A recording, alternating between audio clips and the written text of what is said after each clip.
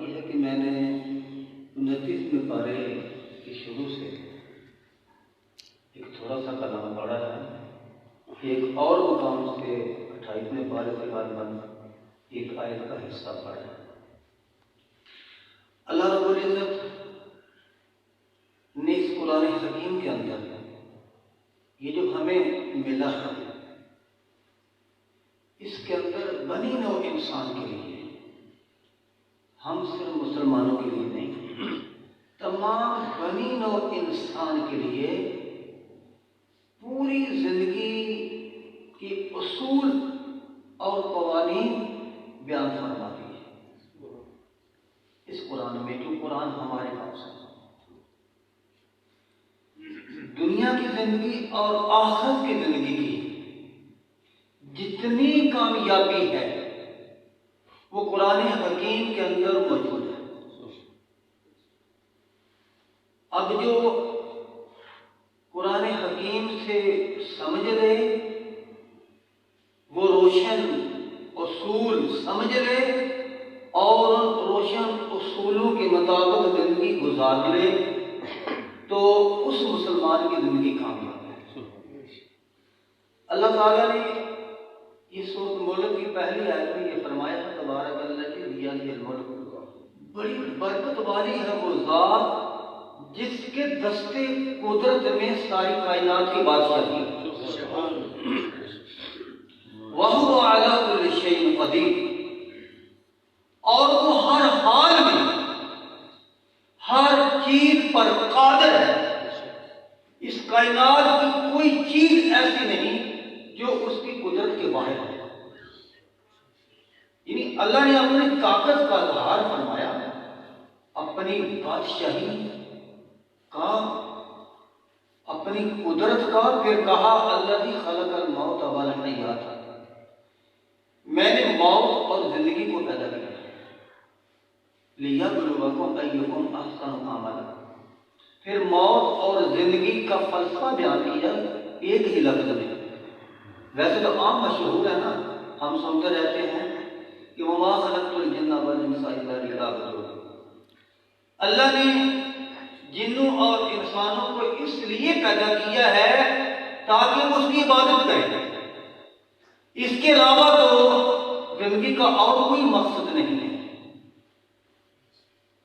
تو یہاں یہ فرمایا کہ زندگی وہ طاقتور ذات نے کہ جس کے ہاتھ میں کائنات کی بادشاہی ہے، اس نے زندگی اور موت جو مسلمان کو یا انسان کو دی ہے، وہ کیوں دی ہے؟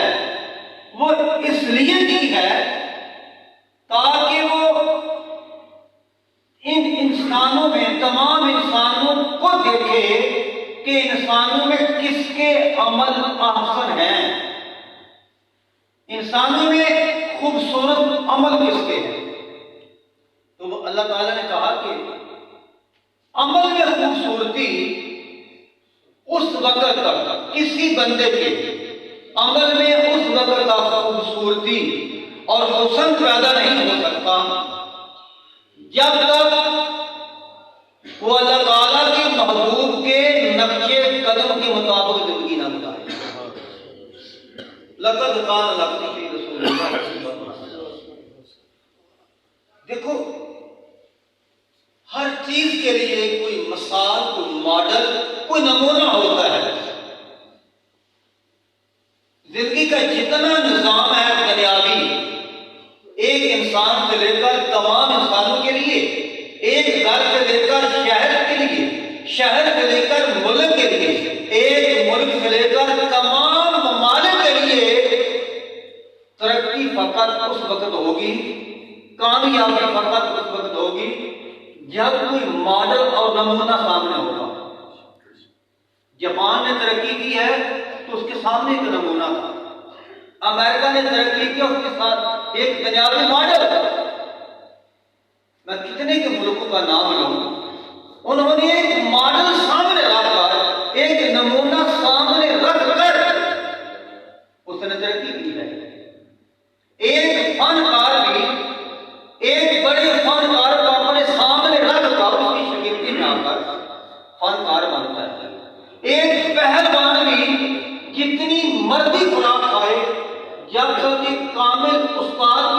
آپ میں نہ آئے، ایک کامل نمونہ سامنے نہ دیکھے، اس وقت تک وہ کامیاب پہلوان نہیں بنتا۔ ایک کاریگر جب تک ایک کاریگر کامل کاریگر کو سامنے نہ دیکھے اور اس کے طریقے پہ نہ چلے، اس سے رہنمائی حاصل نہ کرے، اس وقت تک وہ کامل کاریگر نہیں بن سکتا۔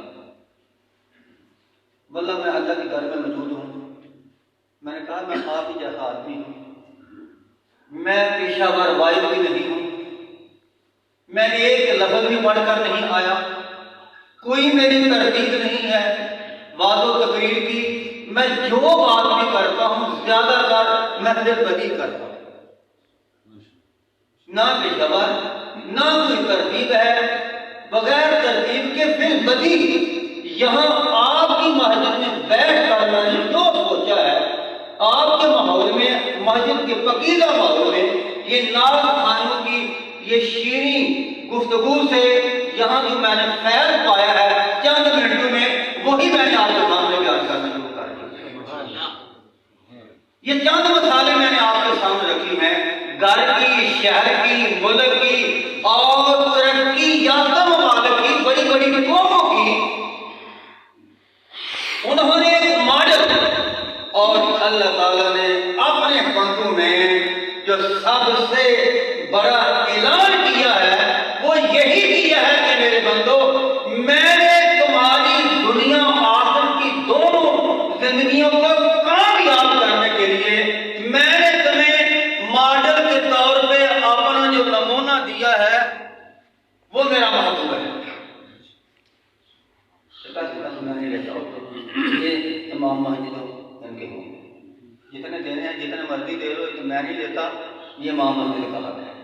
یہ یہاں نماز پڑھاتے ہیں، جس کی خدمت کرتے ہیں، بچے پڑھاتے ہیں۔ میرا حق یہی ہے کہ میں یہاں کو بات بتا دوں اللہ کے دین کی، میری اور آپ کی کامیابی کا ذریعہ بن جائے، اس سے بڑا سرمایہ اور کچھ نہیں ہے۔ تو دوستو، اللہ نے ہمیں وہ محبوب دیا ہے، تو اللہ نے اس محبوب کو کہا ہے کہ میرا جو رسول ہے، لَقَدْ كَانَ لَكُمْ فِي رَسُولِ اللَّهِ أُسْوَةٌ حَسَنَةٌ، وہ بہترین خوبصورت نمونہ ہے، خوبصورت نمونہ۔ وہاں بھی حسنہ کا لفظ، اور تبارک الذی ایکم احسن عملا، کہ میں دیکھتا ہوں کہ احسن حسن عمل کس کے ہیں۔ بھائی احسن اور حسن خوبصورت عمل اسی کے ہوں گے جو مصطفیٰ کے طریقے پہ چلے گا، جو رسول اللہ کے طریقے کے مطابق زندگی گزارے گا۔ اللہ تعالیٰ کے محبوب کی جو باتیں ہیں نا، ایک ایک بات جو ہے انسان کی پوری زندگی کا دستور عمل ہے۔ مثال کے طور پہ اللہ کے محبوب نے فرمایا، دو تین مثالیں حدیث سے دیتا ہوں، من احب للہ وابغض للہ واعطى للہ ومنع للہ فقد استکمل الایمان، او کما قال رسول صلی اللہ تعالی علیہ وسلم۔ اللہ کے محبوب نے فرمایا، جس نے اللہ کے لیے محبت کی اور جس نے اللہ کے لیے غصہ کیا، یعنی کسی کے ساتھ اللہ کے لیے محبت کی، کسی کے ساتھ اللہ کے لیے ناراضگی کی، اور کسی کے ساتھ لین دین کیا تو بھی اللہ کو خوش کرنے کے لیے، لین دین کیا اللہ کو خوش کرنے، اور کسی سے لین دین ختم کیا، کسی کو نہ دیا وہ بھی اللہ کے لیے، عطا کیا اللہ کے لیے، محروم کیا اللہ کے لیے، محبت کی اللہ کے لیے، نفرت کی اللہ کے لیے۔ تو اللہ کے محبوب نے فرمایا، صرف یہ چار باتیں جس میں آ گئی اس کا ایمان مکمل ہو گیا، اس کا ایمان مکمل ہو گیا۔ یہ چھوٹے چھوٹے خاندانی، معاشی، معاشرتی بنیادی اصول اللہ کے محبوب نے اپنے چند ارشادات میں بیان فرما دی ہیں۔ ایک اصول مثلا بیان فرمایا، اللہ کے محبوب نے فرمایا، کون ہے جو یہ چاہے اسے لمبی زندگی ملے اور ساتھ اسے رزق بھی ملے، حضور ساتھ اسے رزق بھی ملے۔ انسان کی جو سب سے بڑی خواہش ہوتی ہے نا، جب آدمی پیدا ہوتا ہے بڑا تو وہ یہی کہتا ہے کہ زندگی ملے، مجھے زندگی ملے. اور زندگی کے ساتھ جو بڑی خواہش ہوتی ہے نا زندہ رہ کر، وہ یہ ہوتا ہے کہ اس کی خواہشات پوری ہوں، مال و دولت ملے. تو اللہ کے پیارے محبوب صلی اللہ علیہ وسلم نے فرمایا جو یہ چاہے کہ اس کی عمر بھی لمبی ہو اور اس کا رزق بھی بڑھے، تو اللہ کے محبوب نے فرما دیا وہ اپنے رشتے داروں سے صلہ رحمی کرے، اپنے رشتے داروں سے صلہ رحمی کرے. بھائی صلہ رحمی کیا چیز ہے؟ صلہ رحمی کیا چیز ہے یہ ہم نے دیکھنا ہے. صلہ رحمی یہ ہے کہ جو ہمارے عزیز و اقارب و رشتے دار دوست احباب، ہمارے جو خاندان ہیں خونی رشتے قریبی یا دور کے، وہ دیکھیں کہ ہم کہاں کہاں کن کن مواقع پر ہم ان کی مالی، جانی، اخلاقی، علمی، عملی مدد کر سکتے ہیں، وہ مدد کریں. یہ ہے صلہ رحمی. اگر یہ کریں گے، یہ طریقہ اختیار کریں گے، ایک تو ہماری زندگی لمبی ہو جائے گی، اللہ لمبی عمر عطا فرمائے گا. دوسرا اللہ کے محبوب نے ضمانت دی کہ میرا خدا اسے لمبی عمر ہی نہیں دے گا، بھوکا نہیں رکھے گا، بلکہ پیٹ بھر کر پوری زندگی اللہ اسے رزق کی فراوانی عطا فرمائے گا. تو دیکھو جب ایک یہ اصول اپنائیں گے تو کتنا اچھا معاشرت ہوگی، کتنا اچھا معاشرہ ہوگا، کتنا اچھا نظام بنے گا، کتنا اچھا ماحول بنے گا. آگے پہ چلتے ہیں. قرآن پاک میں کیا بتاتا ہے یا ایھا الذین آمنوا اتقوا اللہ وقولوا قولا سدیدا یصلح لکم اعمالکم ویغفر لکم ذنوبکم ومن یطع اللہ ورسولہ فقد فاز فوزا عظیما. کہ اے ایمان والو اللہ سے ڈرتے رہو اور سیدھی بات اور کھری بات کیا کرو. اے ایمان والو اللہ سے ڈرا کرو، جب بھی کوئی بات کرو تو کھری بات کرو، سیدھی بات کرو. ہمیں سوچنا چاہیے نا، جب ہمیں اللہ کا خوف ہوگا ہمارے پیش نظر، خشیت الہی ہمارے دل میں ہوگی، تو پھر ہمیشہ ہم کھری بات کریں گے، سیدھی بات کریں گے. جب ہم یہ ٹیڑھی باتیں کرتے ہیں، بے تکی باتیں کرتے ہیں، غیر اخلاقی باتیں کرتے ہیں، برے اعمال کرتے ہیں، بات یہ ہوتی ہے کہ ہمارا دل خوف الہی سے خالی ہوتا ہے، ہمارے دل کے اندر خوف الہی نہیں ہوتا. تو اللہ کہتا ہے اللہ کے سے ڈرو، کھری اور سیدھی بات کیا کرو. جب ہم سیدھی بات کریں گے آپس میں بھائی بھائی، رشتے دار، دوست احباب، معاشرے میں، محلے میں، لوگوں کے ساتھ خوشی میں، غمی میں، غصے میں، اور ہر حال میں جب ہم کھری اور سچی بات کریں گے، پھر اللہ کہتا ہے جب یہ تمہارا انداز ہوگا وَيَغْفِرْ لَكُمْ ذُنُوبَكُمْ وَيُحْسِنْ لَكُمْ أَعْمَالَكُمْ. اللہ کہتا ہے میں تمہارے لیے تمہارے اعمال کو سنوار دوں گا. جب ہم کھری باتیں کریں گے نا، اچھی گفتگو کیا گے، اچھے اخلاق اپنائیں گے، اچھے طریقے اپنائیں گے، تو اللہ کہتا ہے وَيُصْلِحْ لَكُمْ أَعْمَالَكُمْ، میں تمہارے اعمال تمہارے لیے سنوار دوں گا. تمہارے اعمال اتنے اچھے ہوں گے کہ تمہیں بھی اچھے لگیں گے، دوسرے دیکھنے والوں کو بھی اچھے لگیں گے. ہر کوئی تمہارے عمل کو دیکھ کر کہے گا کہ بھائی یہ بڑے اچھے کام کر رہا ہے، یہ بڑے اچھے عمل کر رہا ہے. یہی نہیں، جب تمہارے عمل تمہارے لیے سنوار دیے جائیں گے وَيَغْفِرْ لَكُمْ ذُنُوبَكُمْ، اللہ کہتا ہے کہ میں تمہاری مغفرت بھی فرما دوں گا، تمہارے گناہوں کو بھی معاف فرما دوں گا. حضور نے فرمایا یا ایھا الناس قولوا لا الہ الا اللہ، اے لوگوں کہو لا الہ الا اللہ تفلحوا، تم فلاح پاؤ گے. یہ جو آیت میں جس پہ بات کر رہا ہوں، اس آیت کی تفسیر میں کئی مفسرین کرام نے کہا ہے کہ سیدھی اور کھری بات جو ہے پوری کائنات کے اندر اس کا مفہوم تو بہت بڑا ہے، لیکن اس کی جو بنیاد ہے کھری اور سیدھی، جو سب سے اچھی بات ہے کھری باتوں میں، اچھی باتوں میں، اس کی بنیاد اور سب سے پہلے جو بات ہے وہ ہے لا الہ الا اللہ، کلمہ لا الہ الا اللہ۔ یہ وہ کلمے کا معنی بات ہی ہے، میں کوئی بات کروں یہ کلمہ ہے، اور یہ لا الہ الا اللہ یہ اللہ کا کلمہ ہے، یہ اللہ کی بات ہے، اور اس سے بڑی خوبصورت کوئی بات نہیں ہے۔ اس لیے اللہ کے محبوب نے فرمایا کہ جب تمہارا بچہ بولنے لگے اسے لا الہ الا اللہ سکھاؤ، اور جس نے یہ سیکھ لیا اور جس کا زندگی کا آخری کلمہ اور بات بھی یہی ہوئی، وہ دنیا میں بھی کامیاب رہا اور جہاں آخرت ملا وہاں بھی کامیاب رہا۔ یہ معمولی کلمہ نہیں ہے۔ اللہ کے پیارے محبوب نے ایک روایت میں بات، ابھی آخری بات کرتا ہوں، میں لمبی باتیں کرنے کا قائل نہیں، چھوڑ دوں تو بہت جلدی ہے۔ اللہ کے محبوب صلی اللہ علیہ وسلم نے فرمایا کہ جو سچے دل سے کوئی مسلمان ایک دفعہ ترنم سے، خوبصورتی سے، خوبصورت لہجے میں، خوش دلی سے پڑھے لا الہ الا اللہ، جو ایک بات پڑھے تو اللہ کے محبوب نے فرمایا اللہ رب العزت اس کھری اور سچی اور سیدھی بات پاک کلمے کی برکت سے اللہ رب العزت اس مسلمان کے 4000 گناہوں کو معاف فرما دیتا ہے۔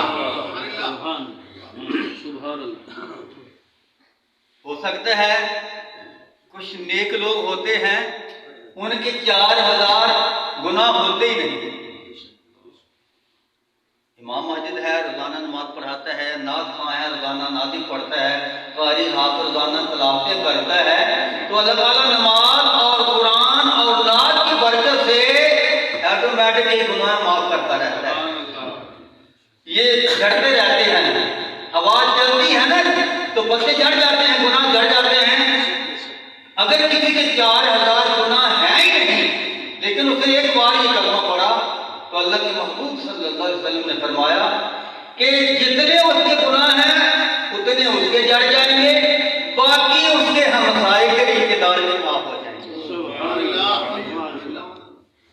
تو ہمیں اپنے پیارے اللہ اور اپنے پیارے رسول صلی اللہ علیہ وسلم کی یہ آسان بنیادی باتوں کو اپنی زندگی میں اپنانا چاہیے۔ ہماری زندگی کا مقصد یہی ہے کہ ہم اپنے اعمال صحیح کرتے ہیں۔ اعمال کیا ہے؟ بڑے بڑے اعمال نہیں بھائی، یہ گھر سے لین دین معاملہ، چھوٹے بڑے غم غصہ خوشی لین دین، ان چیزوں میں یہ حضور کا طریقہ اختیار کرتے ہیں۔ جب کریں گے اللہ کہتا ہے میں نے دیکھنا ہے کس کے عمل احسن ہیں۔ اگر حضور کے طریقے اختیار کر لیں گے ہم اپنے نبی کے تو ہمارے عمل احسن ہو جائیں گے، خوبصورت ہو جائیں گے، اللہ کو وہ پسند آئیں گے۔ تو اللہ تعالیٰ میرے بھی اور آپ کے بھی پوری امت کے اعمال کو احسن کر دے، خوبصورت کر دے۔ تو بھائی یہ زندگی جو ہے اللہ اور اللہ کے ہاتھ میں ہے، زندگی اور موت۔ تو اللہ نے اس لیے پیدا کی ہے، تو جب اس نے ہمیں زندگی دی ہے تو اس میں ہمیں اختیار دیا ہے۔ زندگی میں یہ قوت اور طاقت کا اختیار ہمارے پاس ہے کہ ہم اپنی زندگی کو کیسے چلائیں، یہ اختیار پورا ہے۔ عمل اچھا کریں یا برا کریں یہ ہمارے پاس اختیار ہے، تو کم از کم یہ تو اختیار پورا استعمال کریں۔ زندگی اگر نہیں ہے، زندگی کا اختیار کب ہوتا ہے؟ جب آدمی بالغ ہوتا ہے، جوان ہوتا ہے۔ 7 سال کی عمر میں نماز کا حکم ہے، 10 سال کی عمر میں مار کر سختی سے پڑھانے کا حکم ہے، اور 14 سال کی عمر میں پورا مکمل انسان ذمہ دار بن جاتا ہے۔ بلوغت کے پہلے بچہ اگر نیک عمل کرے گا تو بچے کو بھی ثواب ملے گا اور اس کے اعمال کا ثواب ماں باپ کو بھی ملے گا۔ یہ ڈبل کوٹا ہے۔ بلوغت سے پہلے بچے کے نیک اعمال کا ثواب بچے کو بھی، بچے کے ماں باپ کو بھی۔ اگر گناہ کرے تو اس کا گناہ سزا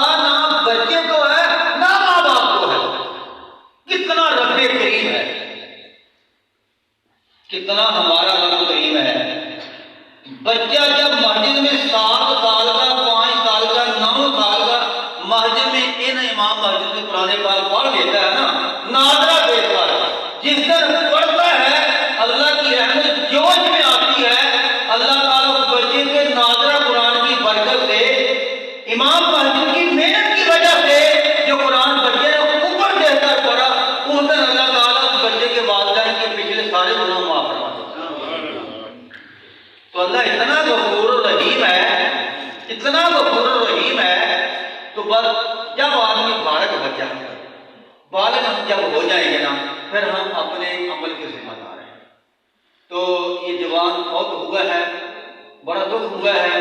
پرانا کپڑا پھٹ جائے دکھ نہیں ہوتا، پرانی کوئی چیز ٹوٹ جائے دکھ نہیں ہوتا، پرانی گاڑی ٹوٹ جائے دکھ نہیں ہوتا، پرانی کوئی چیز ضائع ہو جائے تو دکھ نہیں ہوتا. لیکن کوئی نئی چیز، کوئی قیمتی چیز جب ٹوٹ جائے، پھٹ جائے، ضائع، بہت دکھ ہوتا ہے.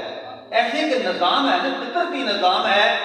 ہم زندگی کے مراحل 70 75 80 سال عمر گزارنے کے بعد باپ بنے، دادے بنے، نانے بنے تو نہیں چلتے، اور پھر عادت جب وہاں موت آتی ہے تو وہ دکھ نہیں ہوتا، وہ افسوس نہیں ہوتا.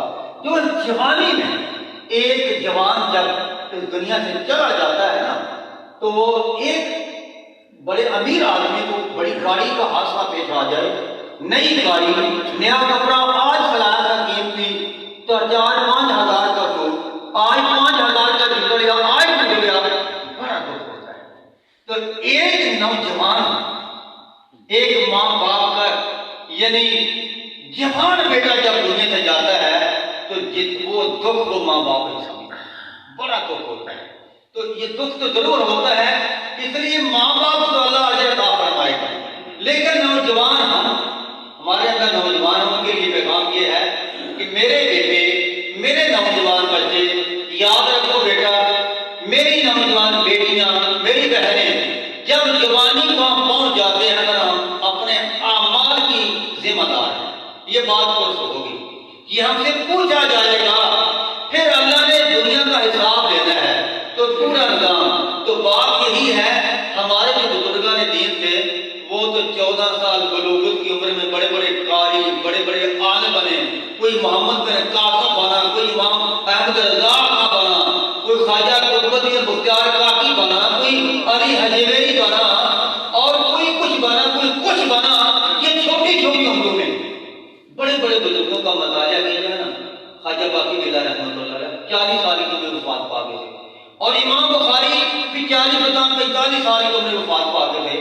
خود امام الانبیاء صلی اللہ علیہ وسلم کا وصال بھی 63 سال کی عمر میں ہے.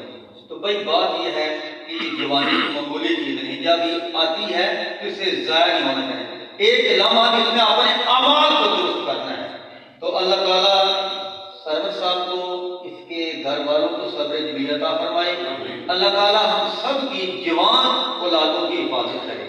ہمیں اللہ ان کی بہاریں دیکھنا نصیب فرمائے. اللہ ان کو بہت صبر دے. اللہ خزانہ غیب سے ان کی مدد فرمائے. اللہ ہمارے پورے ملک کی حفاظت فرمائے. اللہ ہماری پوری قوم کی حفاظت فرمائے. اللہ ہماری قوم کو، ہمارے جوانوں کو، ہمارے بچوں کو ترقی یافتہ جو قومیں ہیں اللہ تعالیٰ ان کے برابر کر دے، بلکہ ان سے بھی آگے کر دے. اللہ ہمارے ملک کے نظام کو اچھا کر دے، ہمارے سیاستدانوں کو، ہمارے اداروں کو، ہمارے منتظمین کو صحیح کر دے. اللہ اگر یہ صحیح نہیں ہوگے تو اللہ ان کو پیچھے کر دے، اللہ انہیں ملک سے الگ کر دے. اللہ اچھے لوگ، ایماندار اور نیک لوگ اللہ آگے لے آئے، اچھے ذمہ دار لوگ آگے لے آئے، مسجدوں میں اچھے امام لے آئے، اچھے خطیب لے آئے، ایوانوں میں اچھے حکمران وزیر لے آئے، اور ملک کے انتظامی اداروں میں اچھی انتظامیہ لے آئے، ایماندار بندے، تاکہ اس زمین پہ اچھا انتظام اور نظام چلے. آنے والی نسل جو ہے اس سے دیکھ کر، اس سے پہ چل کر اچھی اور نیک ہو جائے. اللہ تعالیٰ مجھے بھی اور آپ کو توفیق عطا فرمائے.